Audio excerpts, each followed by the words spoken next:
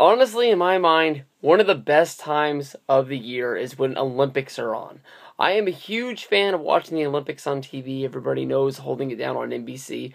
I'm a bigger fan of the Summer Olympics other than the Winter Olympics, but the Winter Olympics are coming, and one of my favorite things is USA Hockey. I love me some hockey, and it's coming up soon. I'm all fired up. It's going to be here sooner than later, so honestly, to get me in the spirit, this will be the shirt that I'll be wearing in most of my videos from here on out, cheering on Team USA as we get down to it. But let's get back to those Wrestlemania rumors coming up around the bend, and these aren't from today. Honestly, this came out the last few days.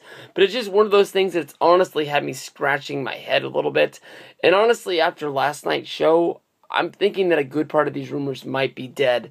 But to get a little wrestling video discussion topic going out there, see if we can get some talk going. Let's talk about these ongoing rumors about Hulk Hogan being at WrestleMania 30 and wrestling in some capacity. I know there's been a rumor, I don't even know if it's been confirmed yet, of Hulk Hogan being in Philadelphia, I think is where SmackDown was held tonight. But apparently some people have tweeted out that they saw Hulk Hogan at the arena. Who knows if he went there to talk to Vince McMahon or Triple H or whoever's around, or if he just wanted to feel out the surroundings and see what's going on. Honestly, if any of these rumors are right, you would think that Hogan would have been at last night's Raw in Baltimore. But then again, I'm sure they would have blew the roof off that place. Everybody knowing all of the surprise returns that were coming. I spent a good part of tonight talking about the Raw 1000 and all those guys coming back, and everybody trying to feel out who was all going to be there, looking through all the rumors and everything like that. That was an awesome night of just being on Twitter and trying to find people who were in that arena for Raw 1000. I don't even remember where the hell that was, but probably a good thing that you kept Hulk Hogan away. I think Hogan is one of those guys that is a WWE guy, and it's like, he's been away from home, and he went to TNA, and people just want to see him end his career on a high note. People don't want to remember guys going and wrestling for TNA and having to hang it up over there, knowing that it was second rate. It can be forgiven, but people like to see guys like Kevin Nash or Booker T make big returns like they did in the Royal Rumble a few years ago. It's a shame that DDP wrestled his last few matches over there, and there are a few other guys that they can come to mind that, the left WWE when their days were done, went over there, and were forced to hang it up on a bad note. Mick Foley went through his documentary, and he was talking about all the different amount of times he should have ended his career. But, WWE always dangled that carrot out. Like, there's one more big match out there, and he would go out there and he would have that match, and it wasn't the right ending to his career, so he'd come back and he'd have another great match. And because he had another great match, WWE would come to him with an offer again, like, hey, we can get you some money, come do a match. And he would go do the match, and it's never really what he really wanted to do. And now he's never able to wrestle another real match again. He said he can go in there and he can deliver some sockos and this, that, and the other. And I meant to do a review for the main event where he was Santa Claus for the Christmas episode of WWE main event. He looked honestly really, really good, but somehow the thing got deleted off my DVR, and I would like to have that on DVD someday. I know that main event show honestly isn't going to be that big of a thing to look back on, but honestly in my mind that was a really cool thing that he did with the run in there at the end. But getting down to it, basically they're trying to find a match for Hulk Hogan and what he can do at this year's WrestleMania, since it is WrestleMania 30. They want him to go out on a high note. I'm sure Vince McMahon's going to try and get Hogan to sign some sort of a contract that says, yo, we're going to give you this, and that's it. You want to go out, you want to blow it, it's on you. But, you made us a lot of money. We probably wouldn't be where we are today if it wasn't for you. But we're going to give this one more time. There's always that Hogan versus Cena match that a lot of people are talking about, but there's a lot of people scared that Hogan can't go out there and deliver anything in a one-on-one match. So they're trying to shake it up, trying to see, what else is out there. One thing is for Hogan and Cena to tag up and take on Antonio Cesaro and Jack Swagger in a tag match to see, who the real Americans are.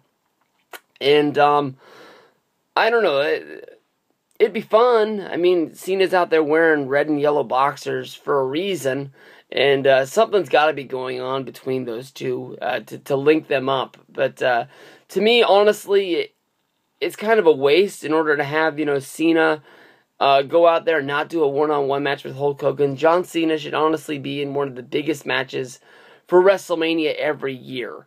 When you look back over the period of time, he's had Rock the last 2 years. Honestly, WrestleMania 28 will honestly be one of the biggest matches that WWE will be trying to top for the next 10 years.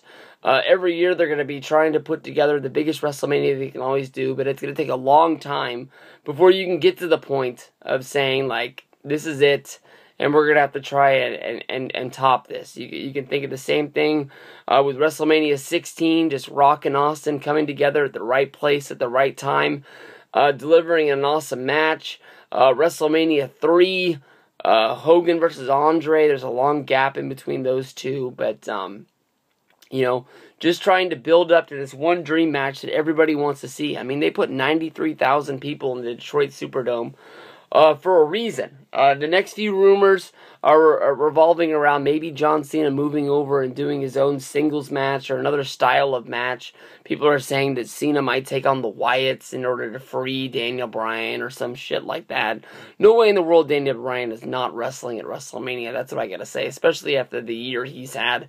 They're not gonna be strapping him up like Paul Bearer or Jim Cornette back in the day above the ring where he can't interfere and see if he can be broken of the curse of the Wyatt family. Plus, by watching Raw, it didn't even look like he was really cursed. He honestly looked like he sort of wanted to be in the group. We'll have to see if my prediction of him turning on them at the Rumble is true. But, they fooled me with Team Hell No. So I'm going to ride this one out and honestly see what happens.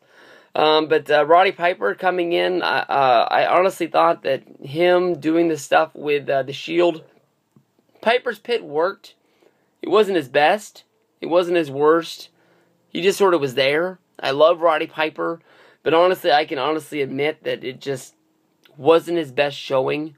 I can't remember what he did, but he did some sort of a Piper's Pit interview deal in the last year, and I thought that one was really, really good. The Piper's Pit with John Cena, I think the last one I remember him doing was with Cena also, trying to get him to embrace the hate. That must have been before WrestleMania this year with, I think it was after the Kane thing. I hope it wasn't during the Kane thing. Trying to get him to sort of turn, and make it look like he was going to turn heel and move somewhere in that direction. And then they did the one in 2010, which was probably the top of the ones I can think of since he retired and started coming back and doing these every once in a while.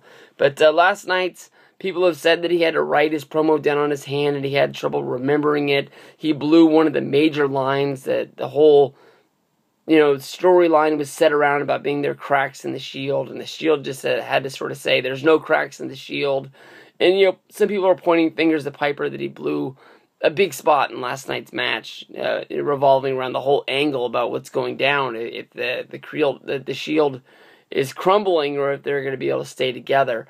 So, they might be scared to do this, but the one thing they're trying to do is keep the Americans tag match, but have it Piper versus Hogan.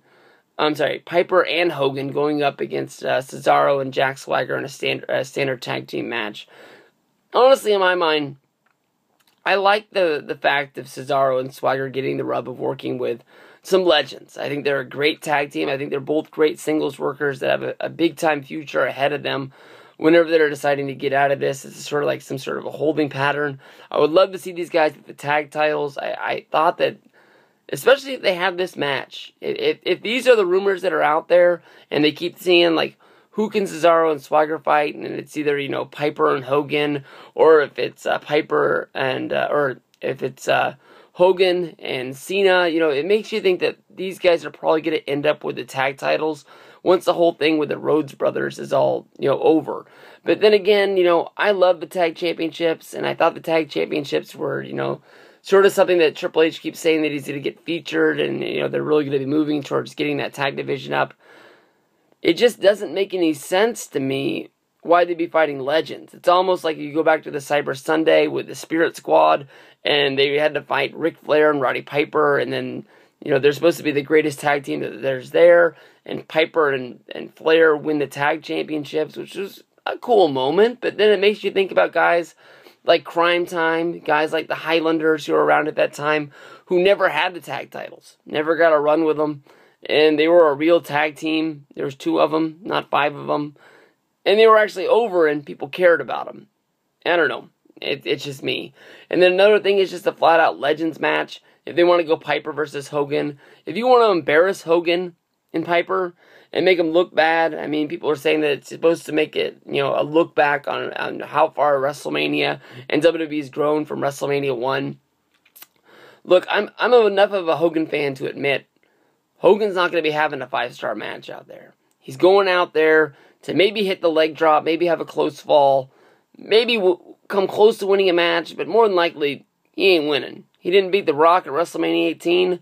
He's not coming back, you know, 12 years later and winning a match against anybody. Alright? You know, like, that was the start of the decline, even though he did beat Triple H a month later and win the WWE Championship, and a pretty weird moment in my mind. But, you know, I just don't see him beating anybody. If you want to have a Legends match at WrestleMania, honestly have sort of like an open battle royal to all WWE Hall of Famers. I know that Hogan wouldn't be able to get his shine and be the main guy, but I think that honestly seeing a lot of those guys out there and being able to give a lot of those guys a rub, you know, we haven't really got a big battle royal like this since maybe the 15th anniversary of Raw, or if you can go back to the WrestleMania 16 Legends or Gimmick Battle Royal is what it was called, with the Gobbledygooker, the Iron Sheik got the win. I don't know, Sergeant Slaughter was in there, Duke the Dumpster Drosy, a lot of other dudes. I think it brings me back to, I think they had a Legends Battle Royal at WrestleMania 2, and they also had the NFL players in there, if I remember right. I don't know, none of this really sounds great. When it comes down to it, honestly, I just want to see Cena versus Hogan. I think that's the best match you can do. I don't think it's the best match. I think it's a match that you can make some people sort of care about. You know, it's sort of weird to have Cena in like a legacy match for the 3rd year in a row, because at WrestleMania 28 there was no titles. It was just, you know, the Attitude Era versus the PG Era, and you know they had to do it again the next year because Cena won the Rumble, Rock was the champion, and that time it was for the title. And I don't know, to have the 80s versus the 2000s, it's not the best match, people. I'll admit to you that, but I mean, it is probably one of the biggest matches that you can put together that's out there. I mean, like, Hogan versus Warrior is not going to work. Goldberg coming back and fighting anybody on the roster, nobody's going to give a shit about.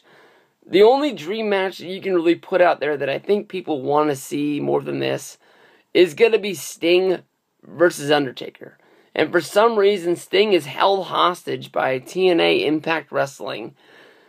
And he's going to fight EC3 at the Genesis pay-per-view rather than coming over here and having a match with Taker and retiring the right way in front of the Superdome, making a shitload of money at it. I'll never get it. It doesn't make any sense in the world to me. I don't know. Putting Cena and Hogan and involving them in the Wyatt family in a 6-man tag, I don't get that either. But this is Stevie Breach, Hulk Hogan WrestleMania Scoops. Peace out.